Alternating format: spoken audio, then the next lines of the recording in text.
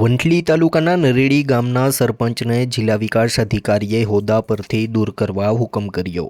Submersible pump set, મોટરનો cable તથા પાઇપમાં આચરી હતી ગેરરીતિ।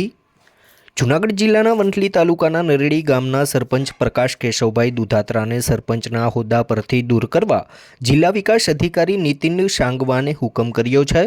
15મા નાણાં પંચ અંતર્ગત સબમર્સિબલ પંપ સેટ, મોટરનો કેબલ તથા મોટરના HDPE પાઇપ બાબતે મળેલ રજૂઆત અન્વયે તપાસ કરતા તાંત્રિક અહેવાલની વિગતે મોટરનો કેબલ 96 મીટર તથા HDPE પાઇપ 91 મીટર સ્થળ પર તપાસ દરમિયાન જોવા મળેલ હતો। જ્યારે આ કામ માટે ચુકાદા કરેલ બિલની ચકાસણી કરતા મોટરનો કેબલ 254 મીટર અને HDPE પાઇપ 250 મીટર હોવાનું સામે આવ્યું હતું।